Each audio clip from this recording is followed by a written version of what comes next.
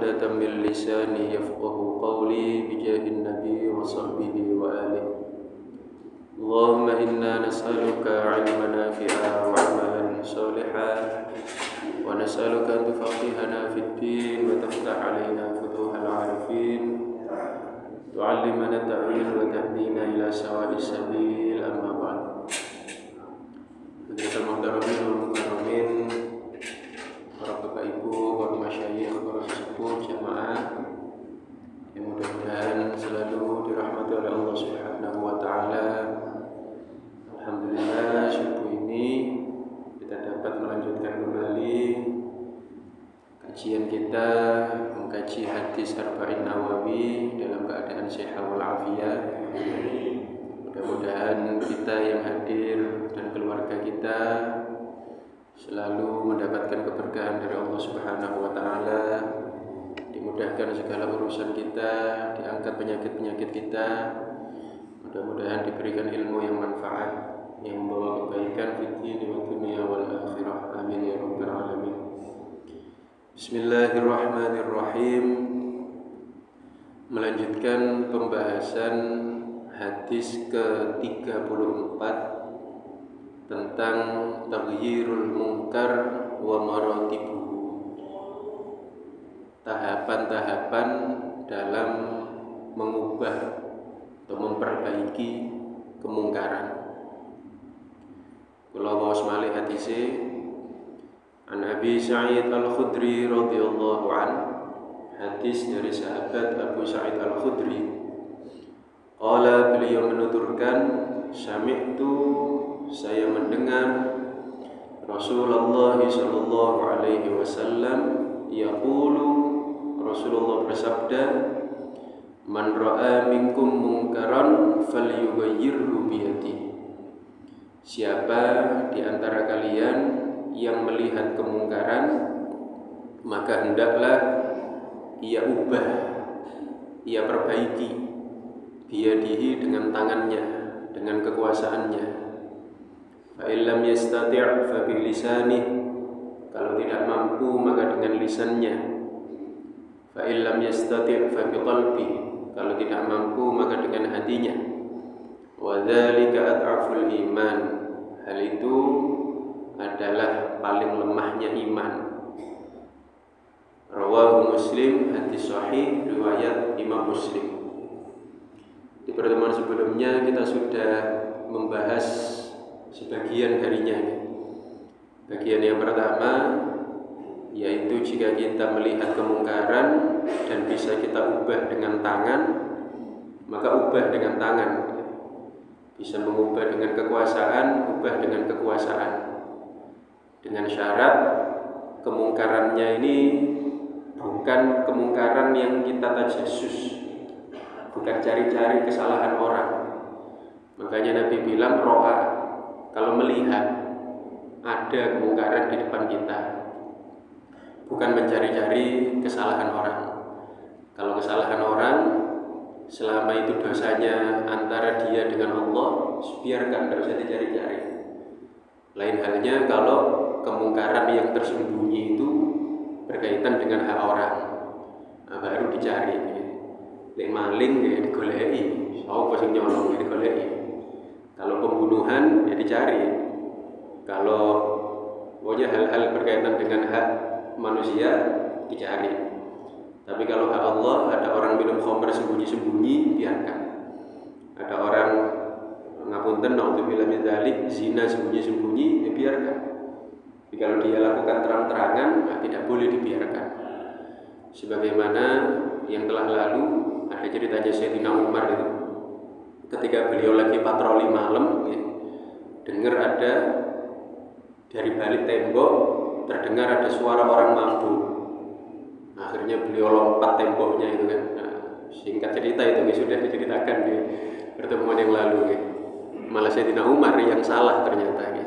Malah ditegur sama pelaku maksiatnya. Kalau kesalahan saya 1, sampean malah 3. Kok bisa saya melakukan 3? Tajassus, cari-cari kesalahan orang, kemudian menembus pagar orang tanpa izin, Yang ketiga, masuknya dari belakang pula. Ternyata kemudian orang itu dimaafkan oleh Sayyidina Umar dan malah taubat. Ini adalah kalau kita mampu mengubah kemungkaran dengan tangan, ubah dengan tangan. Sebagaimana ada riwayat yang benar-benar menunjukkan bagaimana mengubah kemungkaran dengan tangan adalah hadis tentang Nabi Shallallahu Alaihi Wasallam dengan fadl. Ini mengulang sedikit ya, biar kita masih bersambung keterangan kita dengan keterangan yang lalu. Suatu kali Nabi Shallallahu Alaihi Wasallam bersama Fadl. Fadl itu adiknya Abdullah bin Abbas, sama-sama sepupu Nabi. Nabi naik bagol bersama Fadl, bonceng Fadl. Kemudian ada dihentikan oleh seorang perempuan, ibu-ibu tanya kepada Nabi. Kebetulan ibu-ibunya ini kok ibu-ibu tuh mbak-mbak, pokoknya perempuan lagi, masih muda, cantik. Kemudian wanita ini melihat Fadl ganteng, akhirnya delok-delokan. Sing Fadl ningali tiang istri niki, yang perempuan juga melihat Fadl. Langsung kali Kanjeng Nabi, Fadl yang lagi melihat ini dipalingkan mukanya. Ojo didelok, dipalingkan mukanya. Lah ini adalah literally ini benar-benar harfiah mengubah kemungkaran dengan tangan. Ono wong delok sing haram langsung tangannya yang bergerak, mengubah kemungkaran dengan tangan. Kalau tidak mampu dengan tangan, ya, misalnya dalam contoh yang sederhana gitu, posisinya jauh, ngomong, ojo didelok. Nah, ya, itu dengan lisan. Kalau mampu dengan tangan ya dengan tangan. Nah, tapi tangan ini maknanya luas ya. Dengan kekuasaan. Kalau ada apa namanya, di daerah kita ada tempat maksiat ya, tempat judi misalnya, tempat mabuk-mabukan, kita tidak mampu nutup ya, perang malah tukaran, ngoro-ngoro umpama Pak RT, Pak RW mau menutup tempat itu tidak mampu. Tapi yang lebih tinggi, misalnya lurah, camat, bupati, mampu mengubah dengan kuasanya, ditutup langsung, itu dengan tangannya. Dan itu adalah ringkasan dari kajian kita yang lalu. Wa innama yajibu izalatul munkar bil yad. Sesungguhnya wajib mengubah kemungkaran dengan tangan. Idza lam yakhaf ala nafsihi dharara. Ketika tidak ada kekhawatiran akan keselamatan dirinya. Kita melihat kemungkaran bisa memperbaiki. Tapi kalau ketika kita perbaiki justru timbul bahaya lebih besar, ya tidak usah. Okay. Ada orang apa namanya, judi atau sabung ayam, langsung ada orang yang ingin amar ma'ruf nahi mungkar, langsung diparani, dijungkuk kabeh kartune, wis gak usah ngene-ngenean, atau pitik-pitik ditangkepi kabeh, malah akhirnya rame tukaran, bahaya yang lebih besar, bisa dipukuli, dikeroyok, apalagi kalau sampai hilang nyawa, ya bahaya lebih besar. Kalau seperti itu ya sudah, tahapan berikutnya dengan lisan saja. Kalau tidak mampu dengan lisan juga, maka dengan hatinya. Ini tahapan dari mengubah kemungkaran. Wa innama yajib izalatul munkar bil yad idza lam yakhaf ala nafsihi dharara. Wajib mengubah kemungkaran kalau aman, tidak ada bahaya lebih besar darinya. Fa illam yastati, jika tidak mampu mengubah dengan lisan, mengubah dengan tangan, ai fa illam yaqdir ala taghyir biyadihi, kalau tidak mampu mengubah dengan kuasanya, dengan tangannya, fa bilisanihi, maka dengan lisannya. Ai maksudnya bagaimana? Fal yughayyirhu bi qawlihi, ka ayyamurahu bi tarkil munkar wa yuwabbihuhu ala fi'li, dinasihati. Tentu dengan kata-kata yang baik ya. Wa tawa'aduhu bi ihdari ahwani sultan, minta tolong kepada orang yang mampu, termasuk mengubah dengan lisan. Kalau tidak bisa dengan lisannya sendiri, pakai lisannya orang. Ya nopo pakai lisannya orang. Nah ini sering ngeten iki. Seperti biasanya kalau ada pengurus masjid takmir ngoten, ada pengajian, ngoten request pembahasan ini. Misalnya masyarakat di sini sebagian senengane rasan-rasan gitu. Nanti ngomong ke Ustadz kayak ini, Ustadz tolong dibahas tentang riba. Karena warganya di sini sebagian senengane rasan-rasan. Nanti Ustadznya yang menyampaikan. Nah, kalau Ustadznya yang menyampaikan, ya ini sih menyampaikan kan insya Allah tidak terjadi kontroversi atau hal yang berbahaya. Tapi sama-sama warga mengingatkan, malah iso musuhan, iso tukaran. Ya. Demikian. Maka ini termasuk mengubah dengan lisan. Au yudzakiruhu billahi, diingatkan awas sama ngelakoni ngono ke api dosa. Ini tugas kita semua nih, amar ma'ruf nahi munkar. Ma'alinin, dengan lembut, wa duna igladin, tanpa ada kekerasan. Pokoknya amar ma'ruf nahi munkar dengan lembut. Kalau ada amar ma'ruf nahi munkar yang melahirkan kekerasan, berarti salah cara amar ma'ruf nahi munkarnya. Sebagaimana yang telah lalu niku nggih. Ada cerita Harun Ar-Rasyid. Harun Ar-Rasyid niku khalifah pemimpin kaum muslimin. Suatu kali datang mubalik, dai, ustadz namanya. Ada ustadz datang kepada Harun Ar-Rasyid kemudian mengatakan, Harun, saya mau menasihati kamu, tapi nasihat saya keras. Dari awal wis ngomong ngoten, sampe tak nasihati, tapi nasihatnya keras. Kata Harun Ar-Rasyid kemudian wis gak usah nasihati aku. Napa aku ngoten? Karena dulu Allah pernah mengutus orang yang lebih baik dari kamu kepada orang yang lebih jahat dari saya, dan itu pun Allah suruh dengan lembut. Napa maksudnya? Dulu Allah memerintahkan Nabi Musa dan Nabi Harun dakwah kepada Fir'aun. Nabi Musa, Nabi Harun lebih baik dari kamu. Kamu cuma ustadz aja. Ini Nabi Harun, Nabi Sulaiman, Nabi Musa dakwah kepada Fir'aun. Fir'aun itu ngaku Tuhan, pasti lebih jahat dari saya. Saya ini orang Islam. Itu Musa dan Harun ketika dakwah kepada Fir'aun, kata Allah, faqula lahu qawlan layyinan. Sampaikan nasihat kepadanya dengan lembut. Musa dan Harun saja ke Fir'aun lembut. Kok kamu ustaz mau nasihati saya orang Islam mau kasar? Makanya harus dengan lembut. Dakwah ini dengan lembut. Kalau tidak lembut malah melahirkan, membuat masalah yang lebih besar. Warifqu wa qad yablughu birrifqi ma la yablughu bighairihi. Terkadang justru dakwah dengan lembut, mengajak dengan lembut lebih efektif daripada mengajak dengan kekerasan. Contoh paling sederhana ya teman.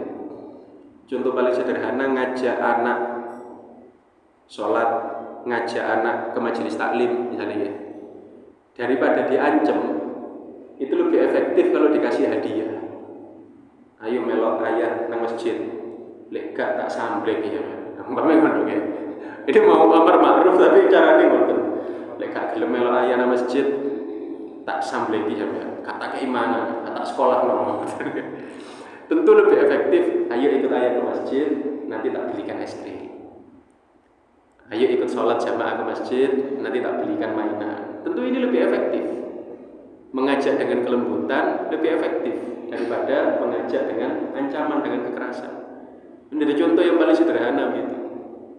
Hukiya anna rajulan aktsara min syurbil khamri bisyam. Nah, di sini ada cerita.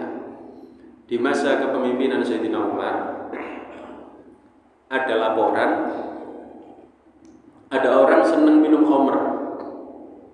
Fabalagha dzalik Sayyidina Umar bin Khattab.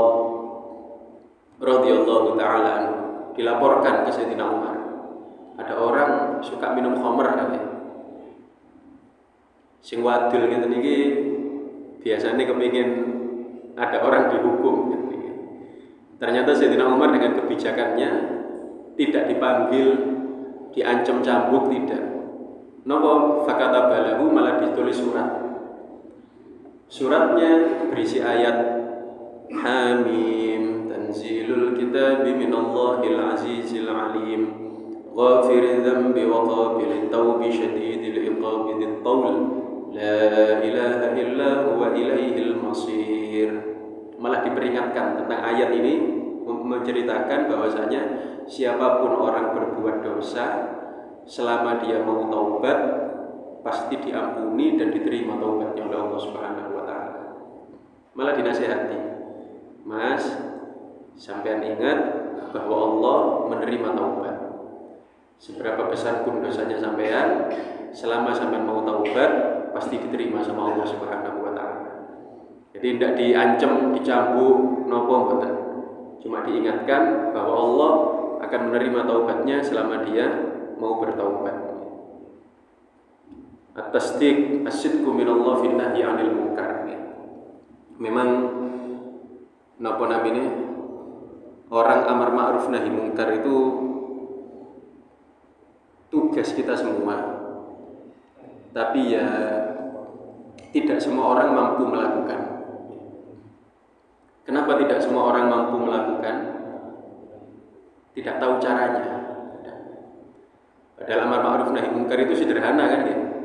Ngajak orang ke masjid, menasihati orang lek gak poso, menasihati orang kalau nopo main nopo HP-ne nopo biasa de maksudin atau nopo niku ketok dinasihati. Sebenarnya semua orang mampu melakukan, tapi kadang tidak tahu caranya. Maka di sini dikatakan al-amru bil ma'ruf wa al-amir bil ma'ruf wan nahi 'anil munkar yahtaj ila khams. Orang yang mau melakukan amar ma'ruf nahi munkar hendaknya memiliki 5 hal. Kalau kita memiliki 5 hal ini, insyaallah amar ma'ruf nahi munkar bener, apik, diterima. Nomor yang satu, yang pertama, al-ilmu hatta yufarriqal munkar minal ma'ruf. Kalau mau amar ma'ruf nahi munkar, satu, punya ilmu dulu. Punya ilmu. Napa kok perlu punya ilmu? Agar tidak salah memverifikasi kemungkaran. Agar tahu betul bahwa yang dilakukan itu mungkar. Jangan-jangan bukan mungkar, malah diarani mungkar. Mungkar itu kan kemarin adalah haram mujma'in alaih. Perkara haram yang disepakati oleh para ulama itu adalah haram yang harus diubah, haram yang tidak boleh dibiarkan. Kalau itu haram yang disepakati oleh para ulama. Kalau itu haram pun namun tidak disepakati, maka kita tidak wajib amar ma'ruf nahi munkar. Kalaupun itu haram tapi tidak disepakati, maka kita tidak wajib amar ma'ruf nahi munkar. Contohnya nopo? Ngapunten nggih, barangkali ada yang melakukan. Buat contoh soalnya. Contoh rokokan. Ada yang mengatakan haram, tapi ada juga yang tidak. Ada yang mengatakan haram, ada juga yang mengatakan tidak haram. Atau saya ada orang rokokan, kita tidak harus nopo misalnya disaut rokok itu dibuat, disiram banyu, atau diingatkan awas loh ya, rokok nerokok loh ya. Kenapa? Karena ini haram yang tidak disepakati oleh para ulama. Sebagian masih mengatakan itu tidak haram. Lain halnya kalau haram disepakati. Nopo ono arek pacaran. Kalau pacaran ini haram yang disepakati.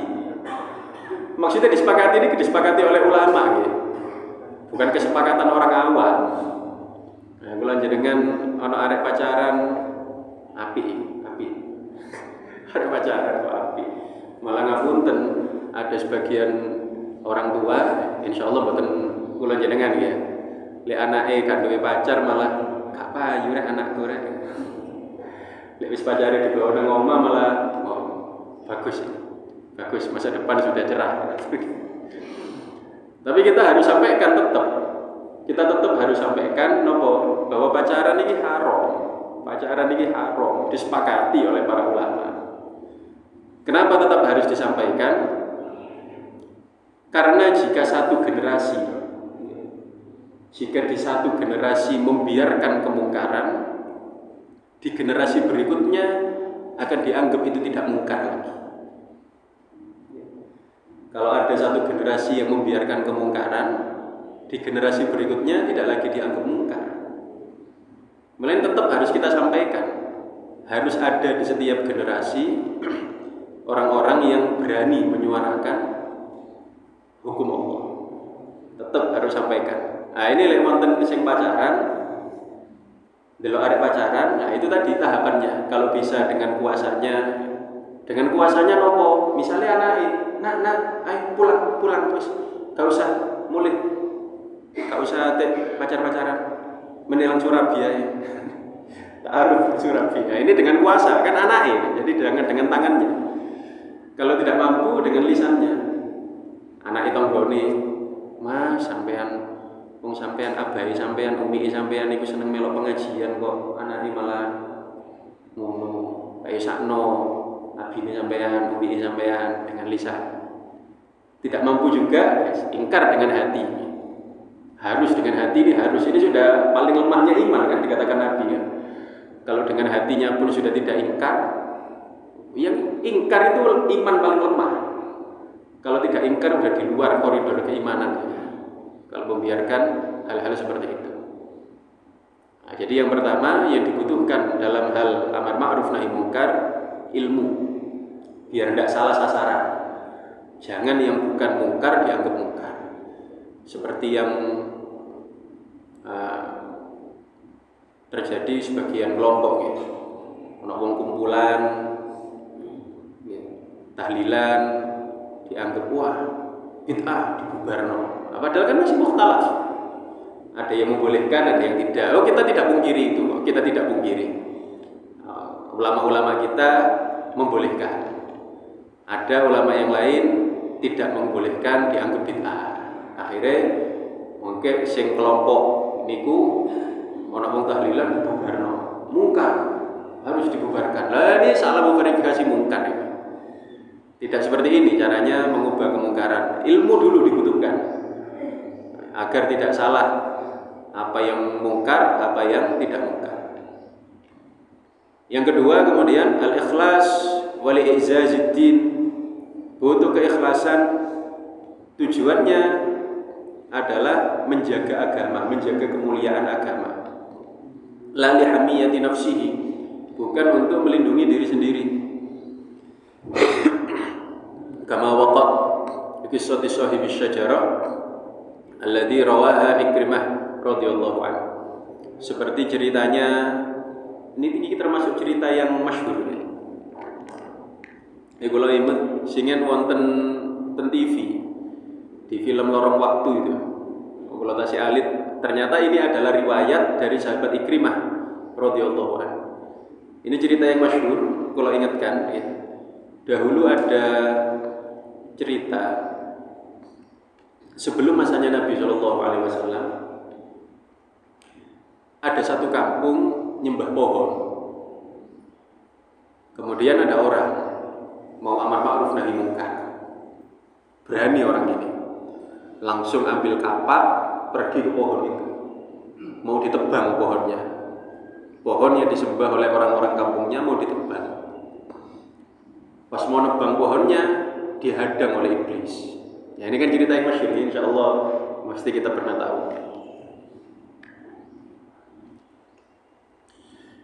Dihadang oleh iblis, ditanya, mau ngapain kamu?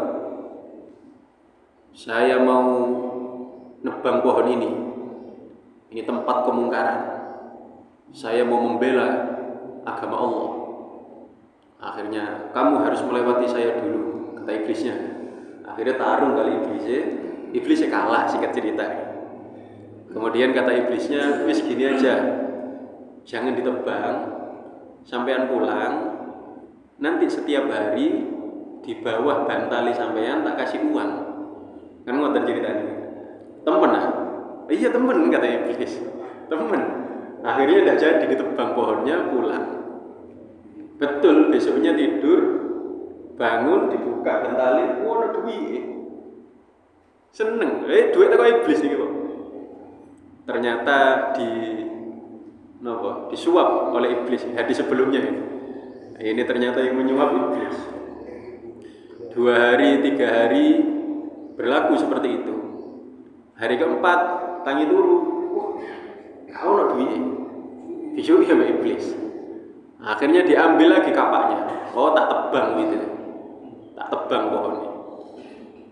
Datang lagi ke pohonnya, dicegat kali iblis. Nanti lapo, kita tak tebang pohonnya. Lapo, kemungkaran. Kata bela agama ni Gusti Allah. Iblis apa nih bela agama ni Gusti Allah. Umpami bahasa ni kula jenengan pret niki, bela agama ni Gusti Allah. Sampeyan iki moro rene gara-gara duwike wis entek kan. Gara-gara kirimane wis mandek. Kak, bela agama ni Gusti Allah. Lewati saya dulu. Tarung kali iblis akhirnya napa? Kalah kali iblis. Napa yang pertama menang, yang kedua kok kalah. Yang pertama betul bela agama ni Gusti Allah. Ditolong kali Gusti Allah. Ketika memang niatnya membela agamanya Allah, diparing pertolongan kali Gusti Allah. Tapi ketika sudah tidak ikhlas, ya, bukan karena Allah, karena duit, karena harga dirinya yang sudah dibohongi sama iblis, kalah kali iblis. Ini riwayat dari sahabat Ikrimah, sahabat Nabi yang mulia, putranya Abu Jahal. Bisa putranya Abu Jahal namanya Ikrimah, adalah sahabat Nabi Shallallahu Alaihi Wasallam. Yaitu yang pertama butuh ilmu, yang kedua butuh keikhlasan. Kemudian yang ketiga, asyafaqah wal lin, butuh kelembutan. Ya seperti yang kisah tadi, Nabi Musa, Nabi Harun kepada sinten namanya Fir'aun lembut. Disuruh Allah dakwah dengan lembut. Tentunya kalau dakwah dengan kekerasan akan melahirkan kekerasan juga. Harus dengan lembut. Yang keempat, sabar. Harus dengan sabar. Ya lembut, ya sabar. Ya. Lembut dan sabar ini satu paket. Kadang ada orang buru-buru mau mengubah kemungkaran, buru-buru ingin mengajak orang baik, nggak sabar. Padahal kadang-kadang kita butuh waktu, bisa berbulan-bulan, bisa bertahun-tahun. Ada cerita begini, ada seorang ibu ini rajin jamaah nang masjid. Sing lanang gak tahu melok, gak tahu sholat sing lanang, bukan tidak jamaah. Sing lanang gak tahu sholat.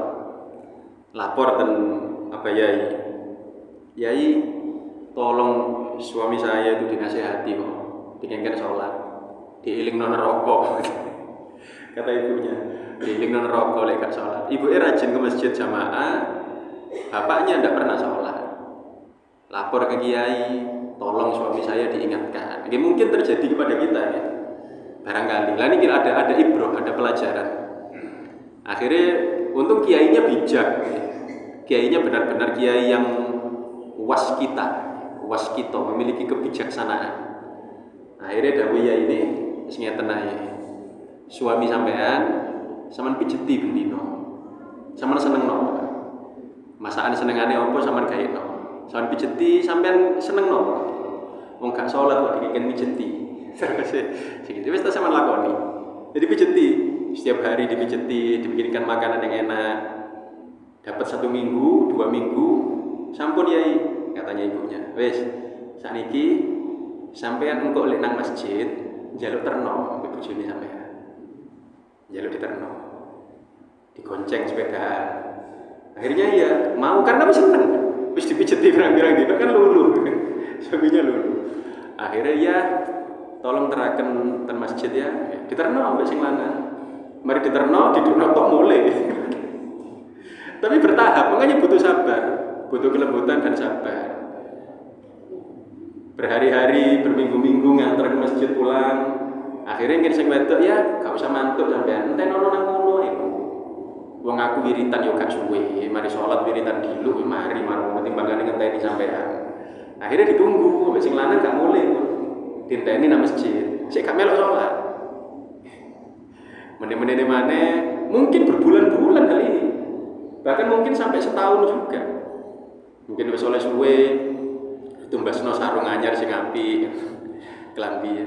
Besok-besok sesekali ikut sholat nih. Masuk sama tengok-tengok. Akhirnya mau ikut sholat mau. Perlahan tapi sabar betul. Lama ini berbulan-bulan. Artinya butuh perjuangan, butuh kelembutan, butuh kesabaran. Lah kadang ini yang tidak kita miliki kan. Wis dijak sholat gak gelem wis ya wis urusanku dhewe. Mlebu neraka wis rasa-rasakno dhewe. Nah, ini jadi dakwah napa amar ma'ruf nahi mungkar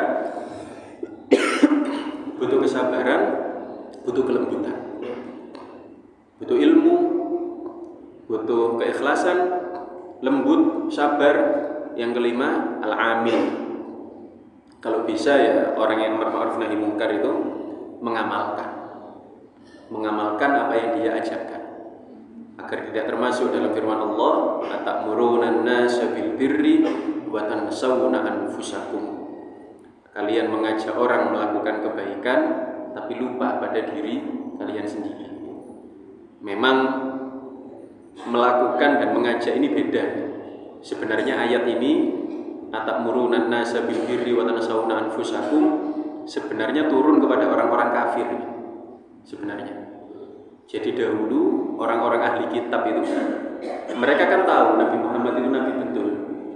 Mereka itu bilang kepada orang-orang, ikuti, itu orang betul, Muhammad itu orang betul. Jadi orang disuruh beriman, tapi dia enggak. Lah sebenarnya ayat ini turunnya ke mereka. Jadi nyuruh orang baik tapi lupa diri sendiri itu maksudnya nyuruh orang iman. Sebenarnya ayatnya konteksnya begitu. Tapi karena lafadznya adalah umum, diambil pelajaran untuk amar ma'ruf nahi mungkar. Jangan kalian nyuruh orang melakukan kebaikan tapi lupa diri sendiri. Tapi bukan berarti ini sebagaimana telah lalu ya. Kalau mau amar ma'ruf nahi mungkar tidak nunggu diri sempurna. Karena kalau nunggu sempurna baru amar ma'ruf nahi mungkar, nggak ada yang dakwah selain Nabi Shallallahu Alaihi Wasallam. Karena yang sempurna hanya Nabi Shallallahu Alaihi Wasallam. Hukiya an Sayyidi Ma'ruf Al-Karhi. Nah ini ada cerita. Imam Ma'ruf Al-Karhi rahimahullahu ta'ala annahu kana qa'idan ala syati'id dajlah famarra alaihi jama'atun fi zarruq wa hum yashrabuna al-khamra wa yughannuna ma'a darbil awtar. Syekh Ma'ruf Al-Karhi seorang tokoh besar wali sufi Ma'ruf Al-Karhi. Ini kalau sing thariqah Qadiriyah Naqsyabandiyah sanadnya melalui Ma'ruf Al-Karhi juga. Suatu kali beliau ngaji di pinggir sungai. Kali murid-muridnya termasuk ngaji dakwah. Dulu ada cerita ada orang alim yang kalau dakwah ngajak murid-muridnya. Ini selingan dulu sebelum ke Ma'ruf Al-Karhi. Ada ulama dakwah masuk ke pelosok-pelosok bawa santri 20-30 orang masuk ke pelosok, nanti ke sawah, ke kebun. Orang-orang yang di sawah, orang-orang yang di kebun diajak, ayo duduk sama saya, tak ajari wudu, tak ajari sholat. Orang-orang kebun, petani, mestinya mereka nolak. Loh, kita ini mau kerja nyangkul, nyiram pupuk dan lain sebagainya, kok ada dijak ngaji. Kata syekhnya, loh sama lihat murid-murid saya 30 orang ini bukan saya ajak untuk ikut saya ngaji, boten. Lah terus gaya apa? Sampean duduk sama saya, tak ajari wudu, tak ajari sholat, tak ajari maca Quran. Pekerjaan sampean dikerjakan sama murid-murid saya. Sampai ada dulu pendakwah ngoten. Mulane ini pewaris Nabi sebenarnya ini cuma dakwah di masjid, dakwah dari mimbar ke mimbar ini iya pewaris Nabi juga, cuman kan namanya pewaris itu ada yang dapat banyak, ada yang dapat sedikit ya. Ada pewaris sejati, ada pewaris yang pokok pewaris ya. Pewaris sejati seperti ini, dakwah masuk ke pelosok-pelosok, bawa muridnya, sampai duduk sama saya tak ajari ngaji, pekerjaan sampai dikerjakan murid-murid saya, luar biasa. Kalau ada dai yang seperti ini, dan ada, ini kisah nyata, ini bukan bikin-bikinan, kisah nyata ya. Seperti itu pula Ma'ruf Al-Karfi lagi ngaji di pinggir sungai, tiba-tiba ada kapal, perahu lewat, isinya arek-arek enom, bawa gitar, nyanyi-nyanyi, ngombe homer. Faqila lahu, murid-muridnya, anjen kan muridnya belum mendapatkan kebijaksanaan seperti gurunya. Ama taro jara'ati haula 'ala Allah Ta'ala. Ama taro jara'ata haula 'ala Allah Ta'ala. Udullah 'alaihim yukhallisul muslimin min syarrihim. Lihatlah Syekh itu orang-orang jahat. Doakan jekne dan buya. Doakan agar kaum muslimin diselamatkan dari mereka. Farafa'a yadayhi, kemudian berdoa Syekh Ma'ruf ketika ada orang maksiat, beliau malah berdoa, Allahumma kama farrahtahum fid dunya fafarrihhum fil akhirah. Ya Allah, sebagaimana engkau buat mereka senang di dunia, buatlah mereka senang di akhirat. Ada orang maksiat malah didongakno ngoten. Mereka ini sudah senang di dunia, ya Allah, buat mereka senang juga di akhirat. Murid-muridnya, loh, ya nopo kok malah didongakno ngoten. Innama yufarrihuhum fil akhirah bitaubatihi alaihim fid dunya. Maksudnya agar mereka senang di akhirat itu adalah dibukakan pintu taubat. Jadi mboten didongakno ini ciloko. Mboten muga-muga kapale nubrak, muga-muga kapale jebol dipangan bajul itu mboten. Tapi justru didoakan agar taubat. Ini kalau orang soleh yang hatinya penuh rahmat kepada umat Kanjeng Nabi ngoten. Seperti mana dulu ada cerita Ibrahim An-Nakhai dan muridnya Sulaiman bin Mahran. Ada cerita ulama namanya Ibrahim An-Nakhai. Ibrahim An-Nakhai ini tabi'in. Dia ulama tapi matanya buta. Punya murid Sulaiman bin Mahran. Ngapunten, gurunya buta, muridnya matanya akmash. Nopo istilahnya rembes. Matanya berair, matanya sakit. Ake keteke berair, beleken, pokoknya sakit matanya. Tapi masih bisa lihat. Gurunya buta, muridnya ngoten rembes nih wong akmas, beleken. Kemudian berjalan berdua, muridnya nuntun guru nih karena gurunya buta, mau jalan ke masjid. Kemudian kata gurunya Ibrahim An-Nakhai yang buta, jangan lewat sini, kita muter saja. Kenapa gitu guru? Di situ biasa banyak orang duduk-duduk. Saya takut nanti saya takut mereka ngejek kita. Ngejek ya nopo? Deloken ana wong wuta dituntun wong rembes. Ngoten kan. Kata muridnya, "Wis, biar saja kan mereka yang ngejek, mereka yang dosa. Daripada kita muter jauh-jauh ngapain, wis lewat sini saja." Kemudian kata gurunya, "Li'an naslam wa yaslamu khairun min an naslam wa ya'thamu." Kita selamat, mereka juga selamat, itu lebih baik daripada kita selamat tapi mereka dosa. Ini kalau orang penuh rahmat kepada umat Kanjeng Nabi ngoten, mboten pokoknya aku selamat, wong dosa gak ngurus. Nah, kadang kita begitu. Ini beliau ndak. Kita selamat, mereka juga selamat, itu lebih baik daripada kita selamat tapi mereka dosa. Nah, Ma'ruf Al-Karfi ketika melihat orang maksiat bukan didoakan yakni binasa, tapi didoakan agar disenangkan di dunia dan di akhirat dengan dibukakan pintu taubat dari Allah Subhanahu wa taala.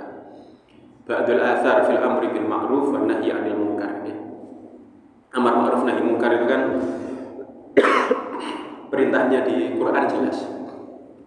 Kuntum khaira ummatin ukhrijat lin-nas ta'muruna bil ma'ruf wa tanhauna 'anil munkar. Kita ini, kalian kata Allah, adalah umat terbaik yang dikeluarkan, yang telah dipilih Allah dari sekalian manusia. Kenapa kok kita jadi umat terbaik? Karena kita punya karakter, karena kita punya ciri khas ta'muruna bil ma'ruf wa tanhauna 'anil munkar. Karena kita ini umat yang amar ma'ruf nahi munkar. Dan kita ini umat ya. Umat ini berarti mathaluhum ka ummah fi safinah. Perumpamaan kita ini seperti umat yang naik kapal. Kapal ini apa? Nggih, kapal Nabi Muhammad. Ini ada kapal namanya kapal umat Muhammad. Kapal umat Rasul sallallahu alaihi wasallam. Faqtasamu manazilahum. Namanya umat ini kan nggih, tidak kita pungkiri orang beriman bertingkat-tingkat. Umat Nabi Muhammad bertingkat-tingkat. Ada orang awam, ada orang khawas, ada khawasul khawas, ya. Ada orang biasa seperti kita, ada ulama, ada ulia, bertingkat-tingkat umat Kanjeng Nabi. Faqtasamu manazilahum fakana li ba'dihim asfaluha. Ada sebagian umat Kanjeng Nabi ini yang levelnya level bawah. Naik kapal, ada yang level atas, ada yang tengah, ada yang bawah. In akhadhal qadum fa akhraqa makanahu.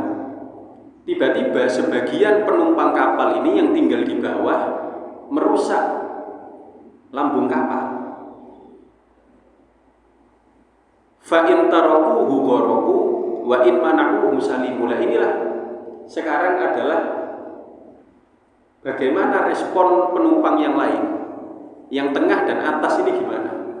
Ketika melihat orang-orang yang di dek bawah ini merusak lambung kapal, apa yang dilakukan oleh penumpang yang tengah dan atas? Kalau ternyata responnya, jangan urusan ini, sing penting bukan tempat kita yang rusak, yang dirusakkan tempatnya sendiri. Apa yang terjadi? Sing ngisor sing rusak, bocor akhirnya tenggelam semua. Wa in mana'uhu, tapi kalau dilarang, salimu, selamat semua. Begitu pula kita umat Kanjeng Nabi. Kita ini berada di satu kapal. Kapal umat Nabi Muhammad SAW. Kalau orang-orang yang membuat kerusakan, merusak lambung kapal ini dibiarkan, akhirnya nopo tenggelam semua. Wong kita jadi umat terbaik ini gara-gara amar ma'ruf nahi munkar. Kalau sudah amar ma'ruf nahi munkar ditinggalkan, sudah tidak jadi umat terbaik. Lu'inal ladzina kafaru min bani Israil ala lisani Dawud wa Isa ibn Maryam. Dzalika bima 'asaw wa kanu ya'tadun. Kanu la yatanahawna 'an munkarin fa'alu. Dulu kan umat terbaik itu Bani Israil. Dulu ya.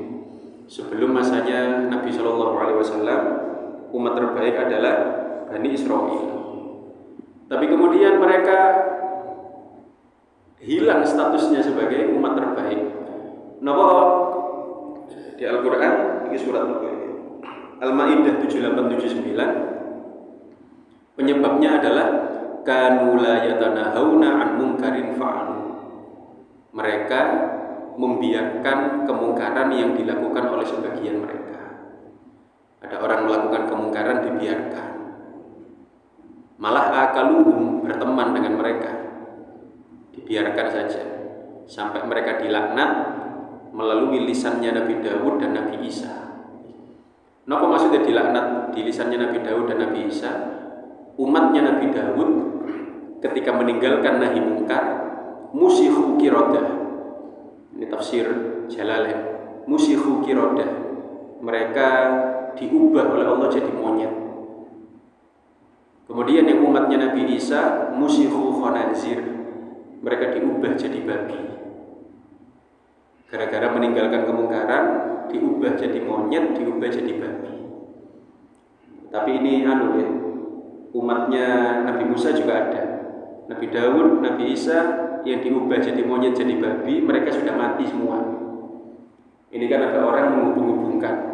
Jadi ini bener menungso itu keturunannya monyet evolusi. Lah iku ono ceritane nang Al-Qur'an kan.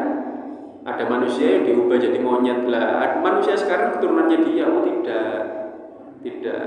Umatnya Nabi Musa, Nabi Daud, Nabi Isa yang jadi monyet, jadi babi, mereka mati semua, tidak punya keturunan. Yang ngeten loh.